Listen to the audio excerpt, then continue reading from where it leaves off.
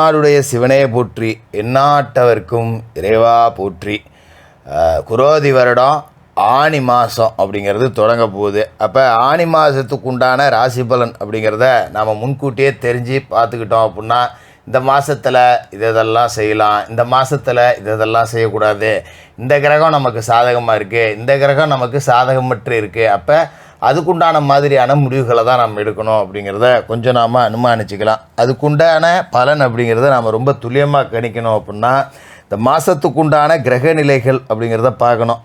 அப்போ கிரகங்களோட ராஜா சூரியன் மிதுன ராசியில் இருக்கார், பூமிகாரகன் செவ்வாய் மேச ராசியில் இருக்கார், ஆனி 27 ரிஷபராசிக்கு சுக்கிரனோட வீட்டுக்கு போகிறாரு, புத்திகாரகன் புதன் மிதுனத்தில் இருக்கார், 12 கடகத்தில் சந்திரனோட வீட்டுக்கு போகிறாரு, சுக்கிர பகவான் மிதுன ராசியில் இருந்துட்டு 22 கடகராசிக்கு போகிறாரு, குரு பகவான் ராஜ கிரகம் சுப கிரகம் ரிஷபராசியில் இருக்கார், சனி பகவான் கும்பராசியில் தன்னோட சொந்த வீட்டில் ஆட்சியாக இருந்துக்கிட்டு இந்த ஆனி மாதம் 5 அன்னைக்கு வக்கரகதி அடைகிறார். சனி வக்கரம் அப்படிங்கிறது எல்லாரும் அவசியமாக பார்க்க வேண்டிய ஒரு விஷயம்.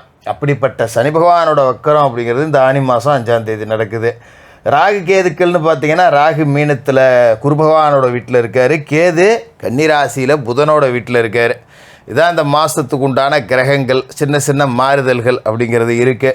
சில கிரக சேர்க்கை அப்படிங்கிறது 12 வருஷத்துக்கு பிறகு இந்த மாதத்தில் நடக்குது. அப்படி ஒரு அற்புதமான மாற்றங்கள் நிகழக்கூடிய இந்த ஆனி மாதத்தில் உங்களோட ராசிக்கு என்ன கிடைக்குதுன்னு பார்த்துருவோம்.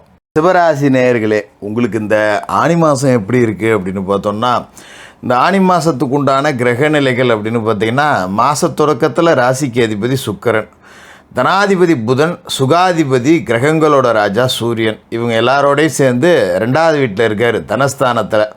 அப்போ புத ஆதித்ய யோகம்ங்கிறது கிடைக்குது, புத சுக்கிர யோகம் அப்படிங்கிறது கிடைக்குது. இந்த நேரத்தில் நிறைய அற்புதங்கள் அப்படிங்கிறது உங்களுக்கு இந்த மாதத்தில் நடக்கும். அதே நேரத்தில் இந்த சனி பகவானோட வக்கரம் அப்படிங்கிறது தலைக்கு வந்தது தலைப்பாயோட போச்சு அப்படிங்கிற மாதிரி தான்.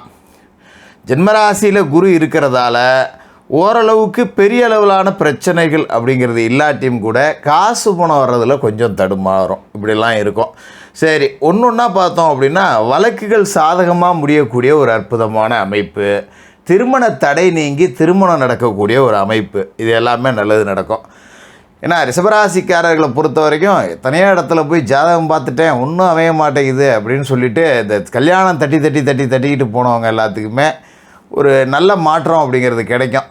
ஏன்னா நமக்கே ஒரு கட்டத்துக்கு மேலே போர் அடித்து போயிருக்கோம்.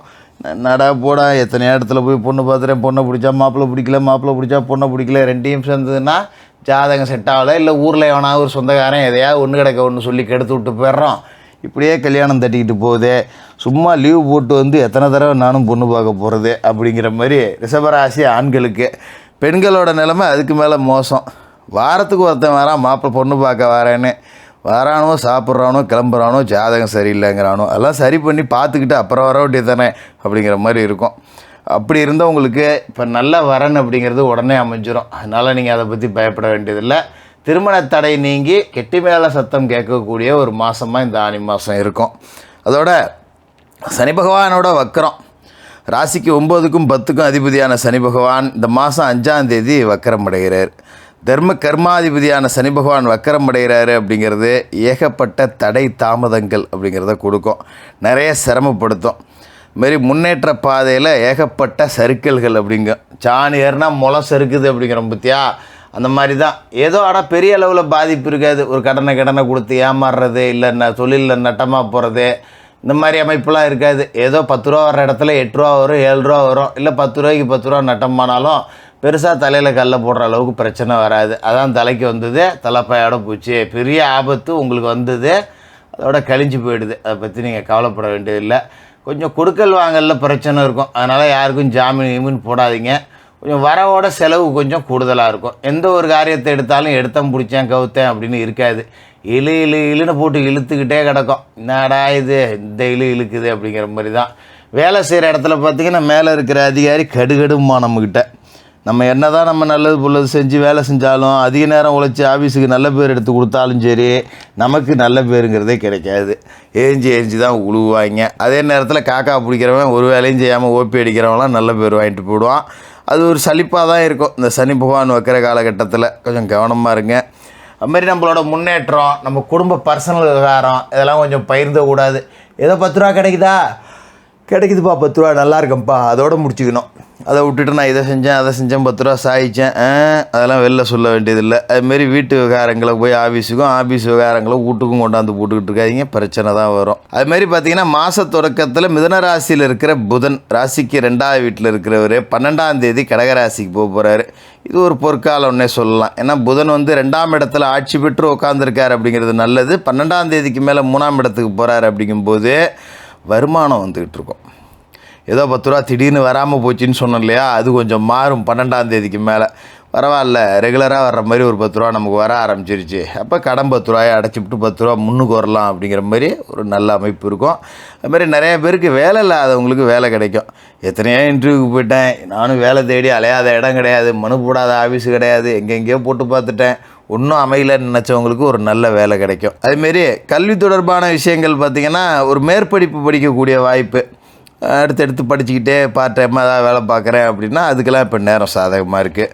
அதுமாதிரி ஆனி மாதம் 22ஆம் தேதி வரைக்கும் பார்த்திங்கன்னா மிதுன ராசியில் சுக்கிரன் இருக்கார். அதன் பிறகு அவர் கடக ராசிக்கு போகிறாரு. 6ஆம் இடத்துக்கு அதிபதியாக இருக்கக்கூடிய சுக்கிரன் ராசிக்கும் அதிபதி, அவர் 3வது வீட்டுக்கு போகிறார் 22ஆம் தேதிக்கு மேலே. அது வரைக்கும் தனஸ்தானத்தில் 2வது வீட்டில் இருந்துட்டு 10 ரூபா காசு பணம் கொடுத்துக்கிட்டு இருப்பார். 3ஆம் இடத்துக்கு போகிற நேரத்தில் உடலில் இருக்கிற பிரச்சனைகள், உடல் சோர்வு இது எல்லாத்தையுமே சரி பண்ணி கொடுப்பாரு. அதுமாரி ரொம்ப நாளமாக சில பேர் வந்து வெளிநாடு போகணும் அப்படின்னு காத்துக்கிட்டு இருந்திருப்பீங்க. வெளிநாடு போகணும் அப்படின்னு நினச்சவங்களுக்கு ஒரு வாய்ப்பு வராமலே போயிருக்கோம். என்னடா ஒருத்தன் கூட்டாளி விசா அனுப்புகிறான்னா, மாமா அனுப்புகிறான்னா, மச்சான் அனுப்புகிறான்னா, ஒன்றும் அமைய மாட்டேங்குது, எல்லாம் சிங்கப்பூர் துபாய்னு போய் செட்டில் ஆகிட்டானோ, நமக்கு 10 ரூபா கிடைக்க வாய்ப்பு இல்லையே அப்படிங்கிற மாதிரி ஓடினவங்களுக்கெல்லாம் இப்போ வெளிநாடு போகக்கூடிய சூழல் அப்படிங்கிறது கரெக்டாக அமையும். அதனால் பயணத்தை தொடங்கிடலாம், தப்பு கிடையாது. அதுமாரி அண்ணன் தம்பி சகோதரர்கள் குடும்ப பிரச்சனை காரணமாக ஒருத்தருக்கு ஒருத்தர் சண்டை போட்டுக்கிட்டு பிரிஞ்சிருந்துருக்கலாம். அவங்களாம் இப்போ ஒன்று கூடலாம். ஒரு அண்ணன் கூட ஒரு சண்டை, சொத்து பிரிக்கிறதுல ஒரு சண்டை, இல்லை ஒரு அக்காக்காரி கூட ஒரு சண்டை, தங்கச்சிக்காரி கூட ஒரு சண்டை, ஒரு பூர்வீக சொத்து பிரச்சனை, இல்லை பத்திரிகையில் பேர் போடல, என்னை கூப்பிடல, போல வரல, நல்ல கெட்டதுக்கு வரலன்னு பிரச்சனை. இந்த மாதிரி பிரிஞ்சு போன சகோதர சகோதரிகள் எல்லாம் ஒன்று கூடக்கூடிய அமைப்பு கடகராசிக்கு சுக்கிரன் போன பிறகு. இதுமாரி இந்த மாதத்தில் முதல் 27 தேதிக்கு விரையாதிபதியான செவ்வாய் விரயஸ்தானத்திலே இருக்கார்.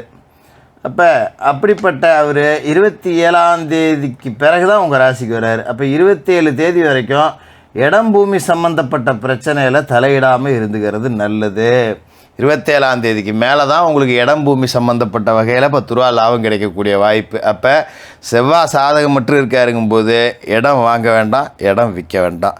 விற்றிங்கன்னா கம்மி விலைக்கு விற்றுரும், அப்புறம் நம்ம லாபத்தை விட்டுட்டோமேனு வருத்தப்படணும். வாங்க போனீங்கன்னா ஒரு பாதை இல்லாத வில்லங்க சுத்த நம்ம தலையில் கட்டிட்டு போடுவாங்க. அதனால் இடம் வாங்கல் விற்கல் வேண்டாம். ஒரு கமிஷன் தரகு புரோக்கரேஜ் மாதிரி பண்ணுற ரியல் எஸ்டேட்டில் வேலை செய்கிறேங்கிறவங்க கொஞ்சம் கவனமாக பார்த்து கமிஷன்லாம் கரெக்டாக வாங்கிக்கணும். இல்லாட்டி வேலையை முடிச்சுட்டு நமக்கு 10 ரூபா தராமல் ஓடி போயிடுவாங்க. அது மாதிரி விவசாயம் சம்மந்தப்பட்ட வேலை செய்கிறவங்க கவனமாக இருந்துக்கணும். கொஞ்சம் நமக்கு வந்து பெரிய அளவில் முதலீடுகளை முடக்கக்கூடாது. இப்போ பயிரை மாற்றுறேன், நான் நெல் போட்டேன், கடலை போட்டேன், எள்ளு போடுறேன், இந்த மாதிரி மாற்றுற வேலை வச்சுக்க வேண்டாம்.